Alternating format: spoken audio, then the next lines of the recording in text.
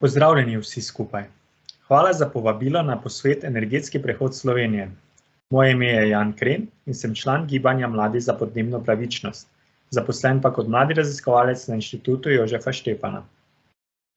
Septembra letos sem bil s strani European Youth Energy Network med več kot 150 kandidati izbran v delovno ekipo 45 mladih iz celotne Evrope, ki sedaj oblikuje pozicijski dokument o vlogi mladih pri energetski tranziciji v Evropi. V okviru te pobude smo v 2 mesecih delovanja izvedli številne aktivnosti, ki vam jih bom na kratko povzel. Menim, da je proces, ki vodi v sprejem Evropskega pozicijskega dokumenta mladih, pomemben tudi za Slovenijo pri oblikovanju naših energetsko-podnebnih politik. Še posebej v luči posodobitve celovitega nacionalnega energetskega in podnebnega načrta NEPN, ki je trenutno v teku. V okviru EN smo preko spletnih srečanj najprej opredelili glavne prednosti in ovire pri vključevanju mladih v uresničevanje energetskega prehoda ter oblikovali merila za uspešnost teh procesov.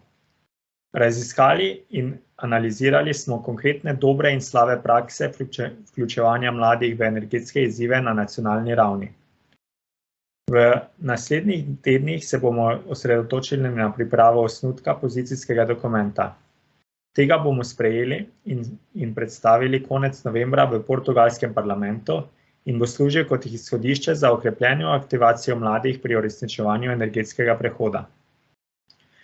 Izkušnje in priporočila, ki jih bomo prek EN oblikovali na evropski ravni, bomo v neformalni koaliciji mladinskih organizacij in gibanj, ki se oblikuje v slovenskem prostoru in katere predstavniki smo prisotni tudi na današnjem posvetu, z veseljem prenesli in ustrezno prilagodili za Slovenijo.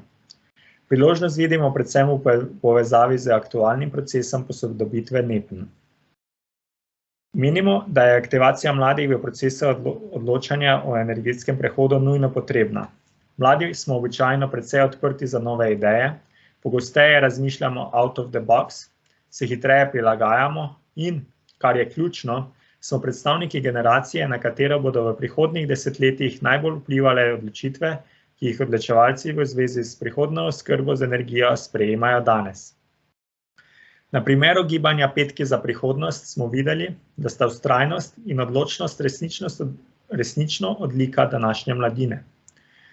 Prepričan sem, da lahko mladi pomembno vplivamo na učinkovitost evropskega in slovenskega energetskega prehoda, ter tudi na sprejemljivost energetsko-podnebnih politik v javnosti. Ker bo evropski energetski prehod težak, dolg in drag, je pomembno, da družba razume njegov pomen, mladi pa lahko k temu prispevamo, če smo aktivno vključeni v soodločanje.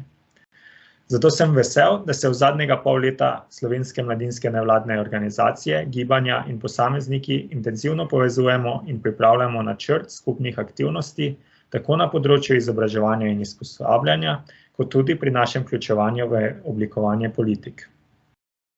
Naj zaključim s 3 konkretnimi predlogi. Kaj pričakujemo od odločevalcev? Pozivamo vas, da jasno in čim bolj konkretno opredelite možnosti za naše vključevanje v energetski prehod in oblikovanje z njimi povezanih politik.